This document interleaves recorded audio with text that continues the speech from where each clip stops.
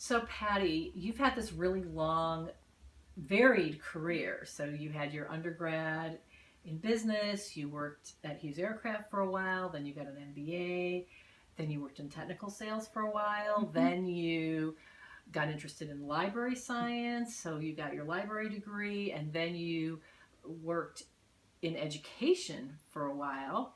And you had a lot of different positions in education. You Hmm. directed a campus for a while. I know you were assistant dean for a little bit. Hmm. And then after working at Chapman University for 25 years, then you moved to Virginia and then you got a librarian position at VCU, Hmm. right? Hmm. And so that's kind of what you're doing now. Hmm. But in addition to all of this, oh, wait, we forgot about the PhD. Yeah. She also got a PhD, and so she is a doctor in leadership development, right? Organizational systems. Organizational Hmm. systems. And her research project was just amazing. It was about we used World of Warcraft, Hmm. right? And we talked about how using the game people actually develop some very interesting leadership skills. And I'll Yeah. never forget the story that you told me about how this peer teams and leading and everything. So we could go on and on for forever about that. But what I really wanted to talk about now is the fact that you're also now thinking about starting a business. I So am. can you tell me the story of what gave you the idea maybe of that Hmm. you did want to start a business and a little bit about it? Yeah, I think for me, I think I want to recognize that, at this time of my life, I want to do something more for myself, that I want to create some freedom and flexibility for myself. And so what I started, it's actually a really has a lot of different components. One of the components is baking. I love to bake. And so in California, you can bake out of your home if you get a cottage business license. And so I did that in California and started baking my very specialty items for, and not what I call them are tiny bites. Mm-hmm. So not big cakes, not big things like that, but small desserts, always sweets that can be served and eaten in one bite without utensils. That was kind of the idea. And so did several weddings, catered several weddings, did that with parties and stuff, and really found a great, that this was really fun and I really like this. But what I recognized from all that is that oftentimes we save up and we celebrate things, only the big things. So, Christmas and, Halloween or a birthday, and we Mm-hmm. really don't do anything in between. So the idea is to find a way to celebrate every day. Mm-hmm. And so by having baked goods and sending out to someone just because it's Tuesday is kind of an interesting approach. And so it started with the baking, but then it really grew into this idea of having something more permanent. So you send something, some cookies, and they eat them and they're gone, and that's wonderful, but Mm-hmm. there's nothing kind of lasting beyond that. So I'm kind of crafty. I've always done crafts. I'm a good seamstress, and so I really started to investigate, different craft things that I could do, and I landed on this idea of making, I call them garlands and banners, but this idea of celebration and having something like that up in a house because it's spring. So you have this banner, hanging from your mantle, you have it hanging from a mirror, piece of furniture, but it's a reminder that every day is something worth celebrating. It's Mm-hmm. really important to kind of, really grab the moment. And so there's the food piece, there's this crafting piece.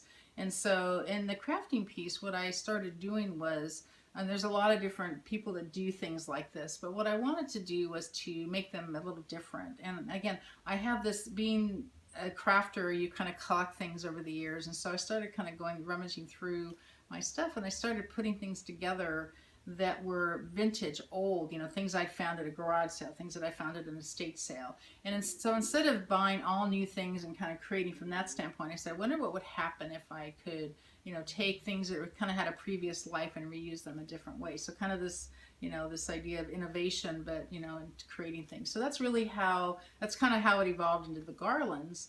And so, they're unique. I mean, I don't make personalized ones yet. Right now, I do kind of general ones, and I do, again, seasonal. So St. Patrick's Day, Valentine's Day.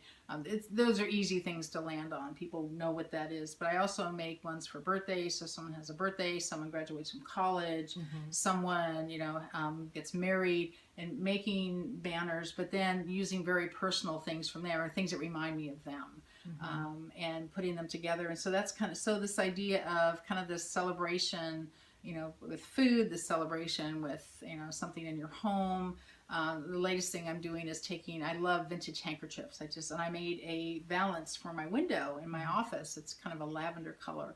And I found all these gorgeous vintage napkins at these thrift stores and, Salvation Army and estate sales, and, found ones that were kind of color coordinated and put them up, and then added old fashioned buttons and an old earring, that I like the beads, and would put that on there and made a valance. And I just went, wow, that's really cool. So now I'm making more of those as well. So this whole idea, and this idea of beauty, celebration every day, and and it's simple and easy, and it's not expensive, but it's a way of kind of sharing love and affection and joy with people. Yeah, I love that. And Patty actually sent me for my birthday, which is close to Valentine's Day, a sample, and they come in these lovely boxes so that you can store them afterwards. And we had it on our mantle for quite a while, but I wanted you to maybe show it.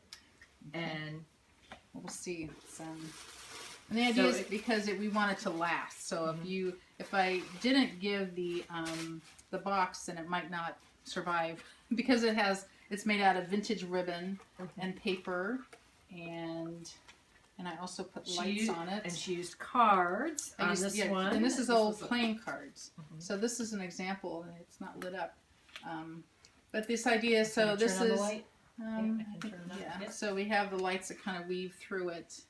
And so it's old playing cards, it's old stationery. This is vintage fabric that I've used to kind of connect it.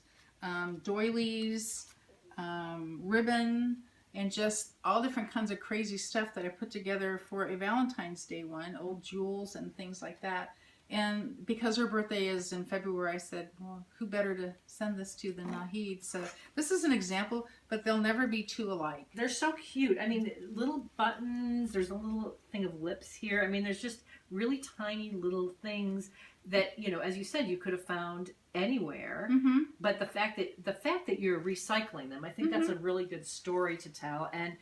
And so one of the things that we do in our business classes, we talk about, from the book Lean Startup, doing experiments.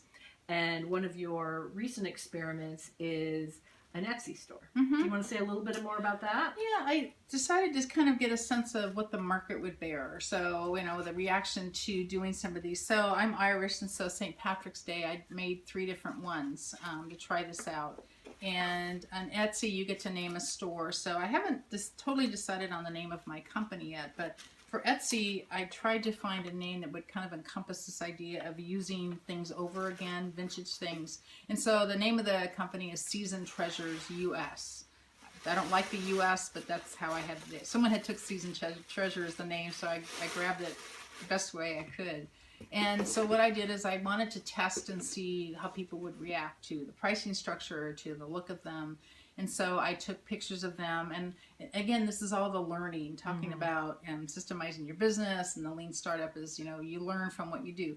For example, I took pictures of them, and if I had to do it again, I would take different kinds of pictures. I would show them more in the actual, on mantles or something. I actually did them on a table with black tablecloths to show them off, but I think what people appreciate is, show me how to use this. So by putting it on a mantle or a mirror and photographing it that way, I think is a little more, people go, oh, okay, I get how that can be used. So that's part of the learning. I have to go back and redo the pictures. But the idea is, and then the description is it's a seasoned treasure. It's things that have lived before in a different life. And, you talked about the lips on this. That's a wallpaper sample. Believe it or not, there's wallpaper with lips on it. And my sister's a decorator, and so when I go visit her, she just hands me, she goes, these are all discontinued. You'll never be able to get them, but they're these beautiful pieces of wallpaper that I can reuse. And so I cut them out. I have a cutting machine, and then I have all these different shapes that I do and create something, again with them, which is so fun. And this also was stationaries in this one, old greeting cards. So going in, and if you go in, or postcards, going into a thrift store, antique store, and they oftentimes have antique postcards, and the images are just gorgeous, and just reusing them in a different way and putting dimension, so adding layers of jewels and beads and trim and metal pieces. I really like putting the metal with them. I like steampunk a lot. So I like this idea of kind of the vintage with the technology. So the lights are kind of the technology, and then using kind of vintage fabric and ribbon and stuff. So it has been, it's just every time I make one, it's just, I have so much joy.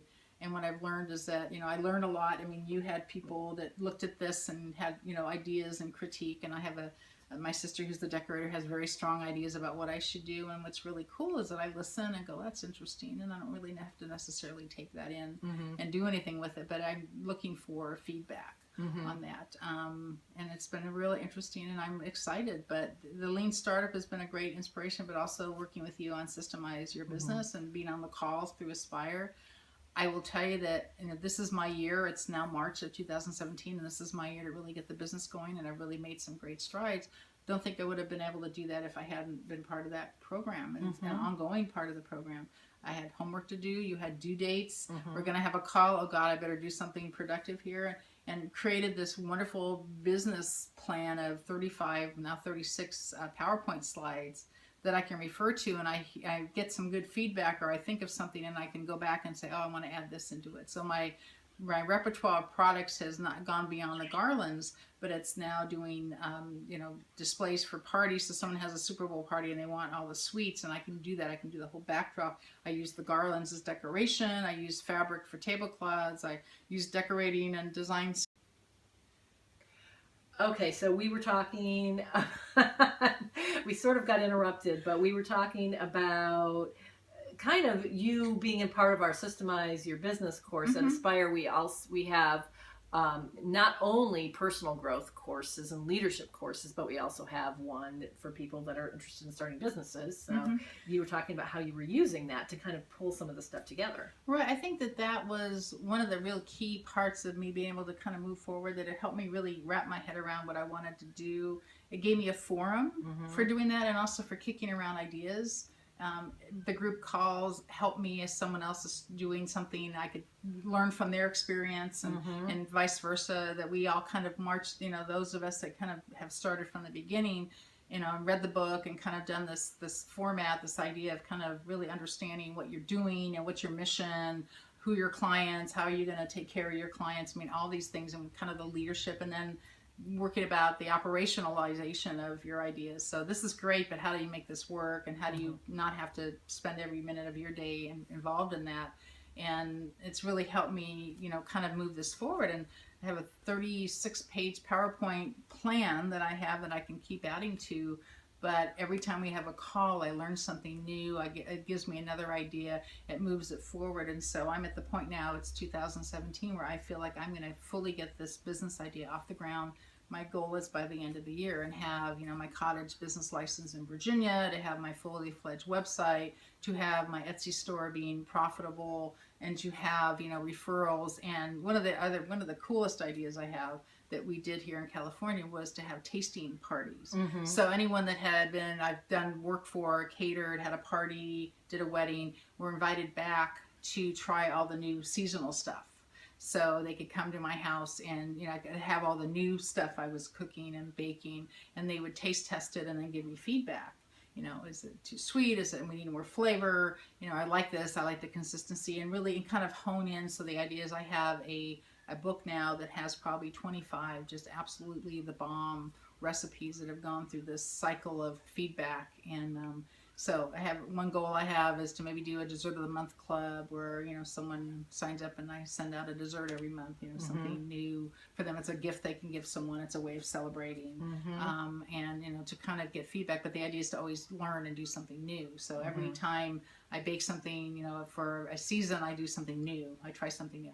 Sometimes they turn out really bad, and I have actually thrown a whole batch of something away. But that's what I've learned. If it doesn't taste good and if it doesn't look good, it doesn't go out of my kitchen, even if I have to stay up all night and redo it. So yeah, I love that. That's what we're doing. But the Systemize Your Business really helped me move it forward. I feel like I have a plan. And you know what I love about the way that we're approaching it, with it kind of being one lesson after another lesson, and one experiment after another experiment, and also all in it together.